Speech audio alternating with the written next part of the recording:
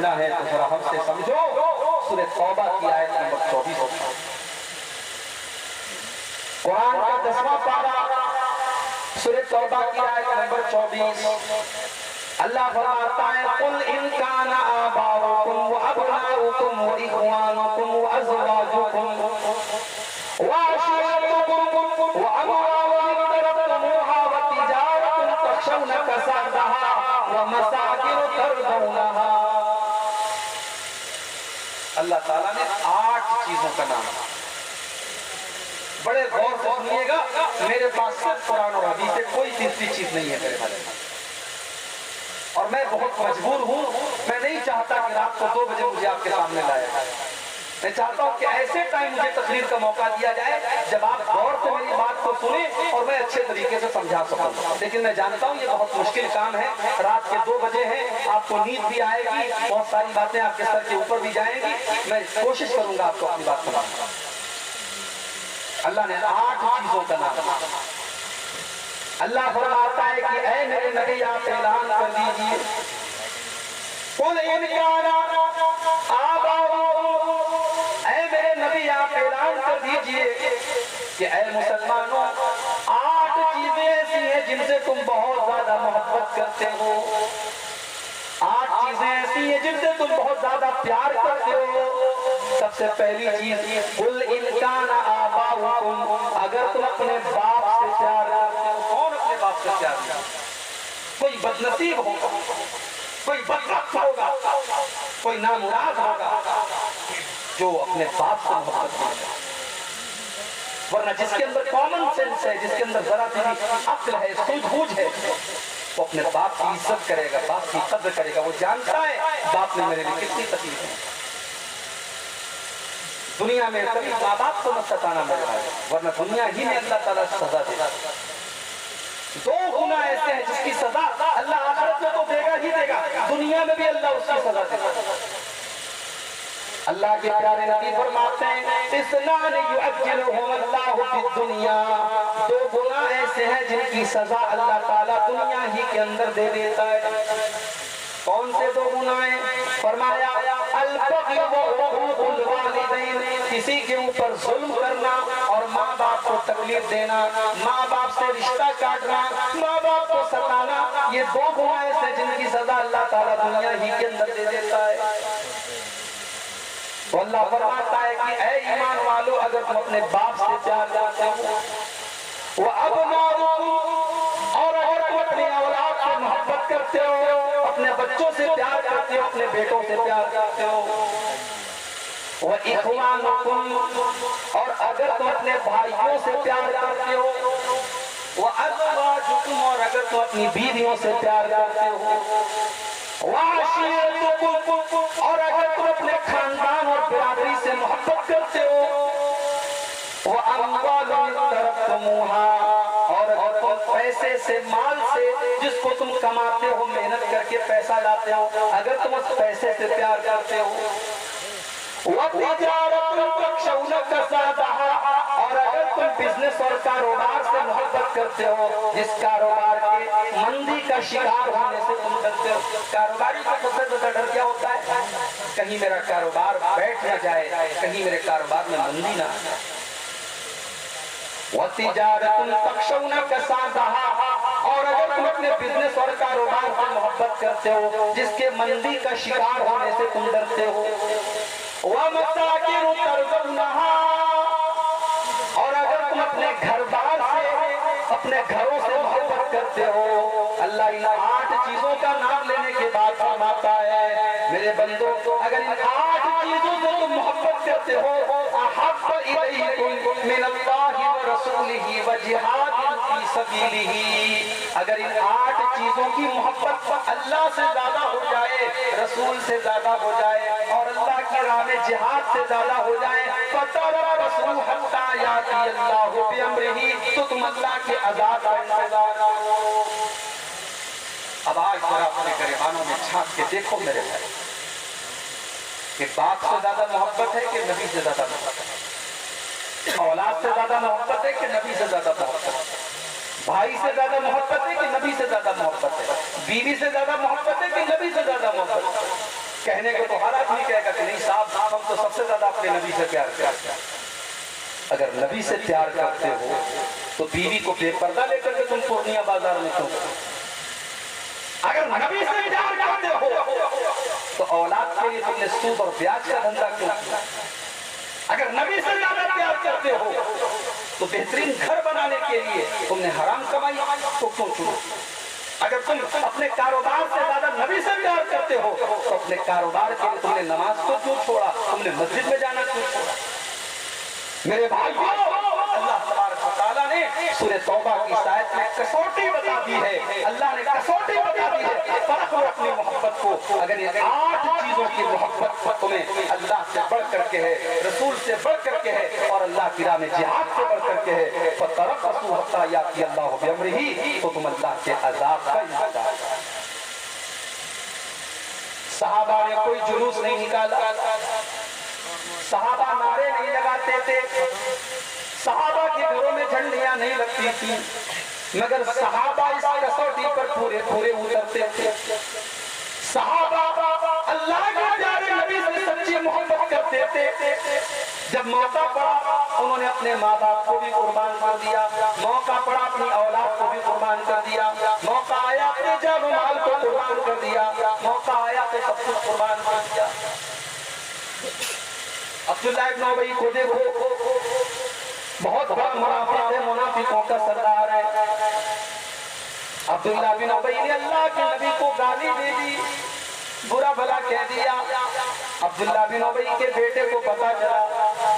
عبداللہ بن ابی تو منافق ہے، لیکن اس کا بیٹا سچا مسلمان ہے، نبی کا صحابی ہے، نبی کا ساتھی۔ بیٹے کو پتا چلا کہ باپ نے اللہ کے نبی کی گستاخی کر دی ہے، باپ نے اللہ کے نبی کے بارے میں کچھ نازیبہ کلمات کہہ دیے۔ کیا کہا تھا باپ نے؟ قرآن کریم میں اللہ تعالیٰ نے عبداللہ بن ابی کی گالی کو بیان کیا ہے کہ عبداللہ بن ابی نے کیا کہا تھا اللہ کے نبی۔ عبداللہ بن ابی نے کہا تھا لَيُخْرِجَنَّ الْأَعَزُّ مِنْهَا الْأَذَلَّ، اس نے کہا تھا جب ہم مدینہ پہنچیں گے تو عزت والا ذلت والے کو نکال دے گا۔ اس نے اپنے آپ کو عزت والا کہا تھا اور اللہ کے پیارے نبی کو ذلت والا کہا تھا۔ یہی گالی دی تھی اس نے اللہ کے نبی کو، اور جب اس کے بیٹے کو پتا چلا، بخاری کے الفاظ ہیں، بیٹے نے اپنے باپ کو روک لیا، بیٹے نے باپ کو روک لیا اور کہا کہ میں تمہیں مدینہ میں جانے نہیں دوں گا جب تک میرے اللہ کے پیارے نبی تمہارے بارے میں اجازت نہیں دیں گے، تب تک میں آپ کو مدینے میں جانے نہیں دوں گا۔ اس کے بعد جب اللہ کے نبی آتے ہیں، عبداللہ بن ابی کا بیٹا کہتا ہے کہ اے اللہ کے رسول، مجھے پتا ہے کہ میرے باپ نے آپ کے ساتھ بہت بدتمیزی کی ہے، مجھے پتا ہے میرے باپ نے آپ کو بہت برا بھلا کہا ہے، اے اللہ کے نبی اگر آپ میرے باپ کی سزائے موت کا فیصلہ کریں تو یہ سزا کسی اور کو دینے مت دیجیے گا، اپنے باپ کو سزائے موت میں دوں گا، کیونکہ اس نے آپ کی توہین کی ہے، وہ میرا باپ ہے، میں اس سے بہت زیادہ محبت کرتا ہوں، مگر اے اللہ کے نبی میں آپ سے زیادہ اس سے محبت نہیں کرتا ہوں، اگر میرے باپ نے آپ کے ساتھ گستاخی کی ہے میں اس کو مدینہ کے اندر داخل نہیں ہونے دوں گا۔ یہ تھے نبی کے صحابہ، یہ تھے نبی کے صحابہ، اور یہ تھی میرے پیارے ساتھیوں ان کی محبت رسول۔ آج محبت رسول کے نام پر ہم کہاں جا رہے ہیں ہم خود فیصلہ کر رہے ہیں، مجھے کچھ پتا نہیں چلتا۔ غزوہ بدر کا وہ منظر یاد کرو، ایک طرف حضرت ابو بکر صدیق ہیں، دوسری طرف ان کا بیٹا ہے، باپ مسلمان ہے، بیٹا کافر ہے، باپ بیٹے کے درمیان لڑائی ہو رہی ہے، جنگ ہو رہی ہے، کبھی بیٹا باپ کی تلوار کے نیچے آ جاتا ہے، کبھی باپ بیٹے کی تلوار کے نیچے آ جاتا ہے، جنگ ختم ہو گئی، باپ نے حضرت ابو بکر کے بیٹے بھی مسلمان ہو گئے، پرانا ابو بکر، بعد میں جب باپ بیٹے آپس میں گفتگو کر رہے ہیں، عبدالرحمن ابن ابو بکر کہتے ہیں کہ ابا جان پتا ہے بدر کی لڑائی میں کئی بار ایسا موقع آیا کہ آپ کی گردن میری تلوار کے نیچے آ گئی، کئی بار ایسا موقع آیا کہ آپ کی گردن میری تلوار کے نیچے آ گئی، مگر میں نے یہ سوچ کر کے چھوڑ دیا کہ آپ میرے باپ ہیں، میں نے آپ کو چھوڑ دیا کہ یہ میرے باپ ہیں، میں نے یہ سوچ کر کے آپ کو قتل نہیں کیا۔ حضرت ابو بکر صدیق کہنے لگے او میرے بیٹے، تو نے تو باپ سمجھ کر کے چھوڑ دیا، لیکن اگر تیری گردن میری تلوار کی نیچے آئی ہوتی تو میں تجھے نہ چھوڑتا، کیونکہ اس وقت میں تجھے اپنا بیٹا نہیں سمجھ رہا تھا، اس وقت میں تجھے اسلام کا دشمن سمجھ رہا تھا، اس وقت میں تجھے نبی کا دشمن سمجھ رہا تھا، اگر تیری گردن میری تلوار کی نیچے آئی ہوتی تو میں تجھے ختم کر دیتا۔ یہ تھے نبی کے پاس، انہوں نے نبی سے بڑھ کر کے کسی کو نہیں چاہا میرے پیارے۔ وہی بھائی سے زیادہ نبی سے پیار ہونا چاہیے۔ حضرت مصعب بن عمیر کو دیکھو، جنگ بدر میں حضرت مصعب بن عمیر کے بھائی کافروں کی طرف سے لڑ رہے تھے، کافر طرف شریک تھے۔ جب جنگ ختم ہو گئی، قیدیوں کو پکڑ کے لایا گیا تو مصعب بن عمیر کے جو بھائی تھے ان کا نام تھا ابو عبید بن عمیر۔ ابو عبید بن عمیر بھی قیدیوں کے ساتھ پکڑ کے لائے گئے۔ ایک مسلمان نے ان کو کس کے پکڑا ہوا تھا، حضرت مصعب بن عمیر کی نظر پڑی، انہوں نے اپنے مسلمان ساتھی سے کہا اس کو ذرا کس کے باندھنا، اس کو اچھی طریقے سے باندھ کے رکھنا، اس کی ماں بہت پیسے والی ہے، بہت پیسہ ملے گا، اس کو پیسہ لے کر کے چھوڑنا ہے۔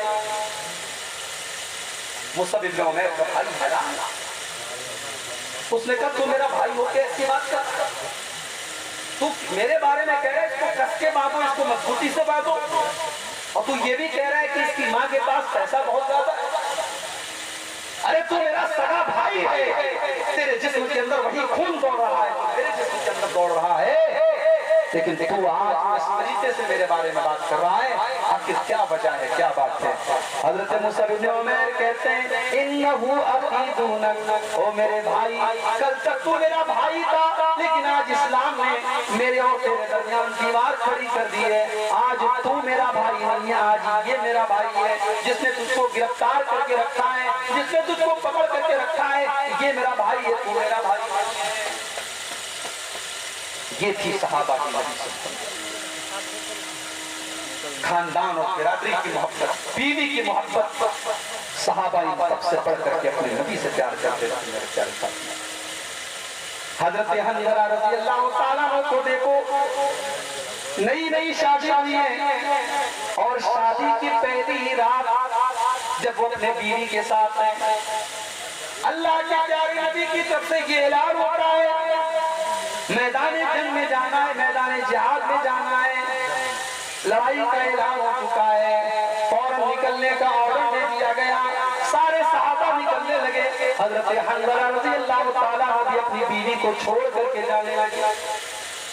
نئی نویلی دلہن ہے، ابھی پہلی رات کی ملاقات ہے اور حضرت حنظلہ نے تو ابھی غسل بھی نہیں کیا ہے، ناپاکی کی عالم میں، جنابت کی عالم میں بیوی کو چھوڑ کر کے جا رہے ہیں۔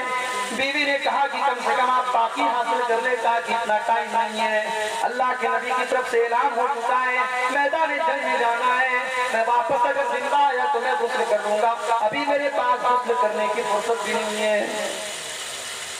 حضرت حنظلہ رضی اللہ تعالیٰ عنہ اسی حالت میں میدان جنگ میں اور اللہ کی راہ میں لڑتے لڑتے شہید ہو جاتے ہیں۔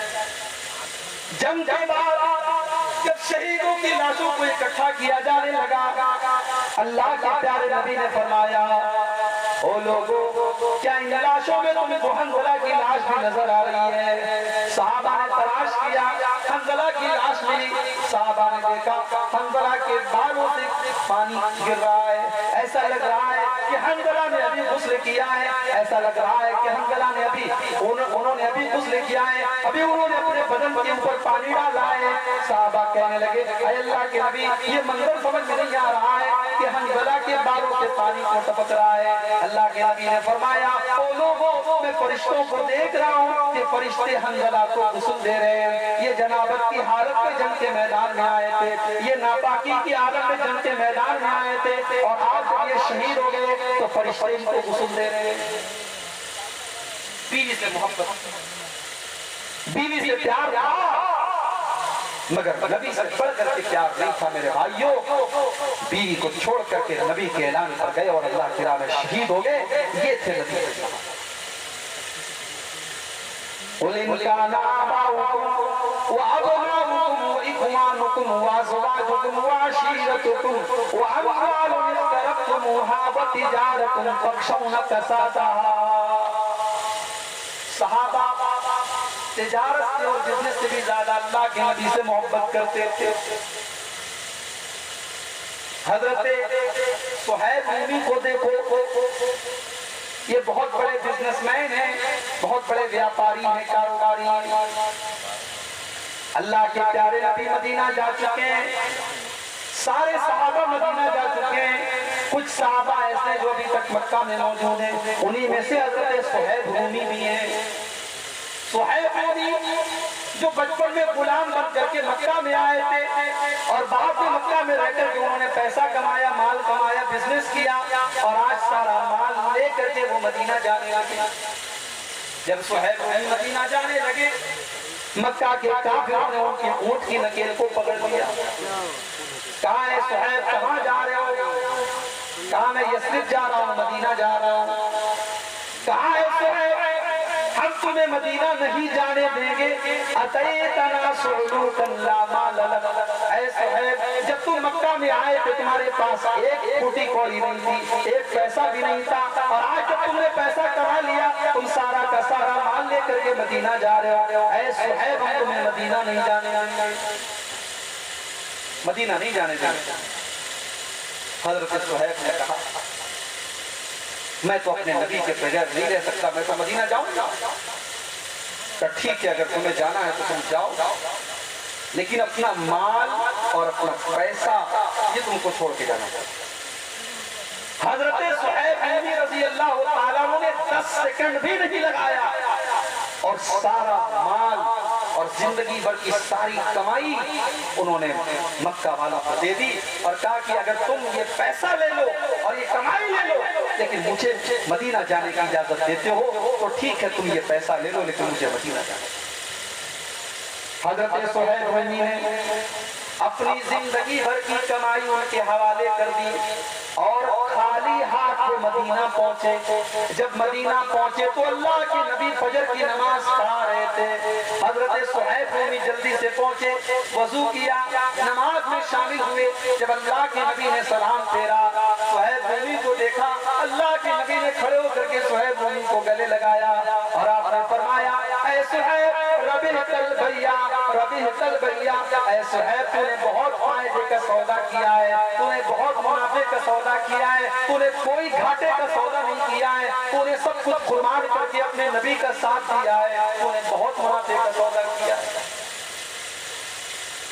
مال سے محبت ان کو بھی تھی میرے بھائی, ایسا نہیں ان کو مال سے محبت نہیں تھی, ان کو مال کی ضرورت نہیں, مگر ایک محبت ایسی کہ اس محبت پر ساری محبتوں کو قربان کیا جا سکتا ہے, اور وہ محبت تھی رسول کی محبت, وہ محبت تھی اللہ.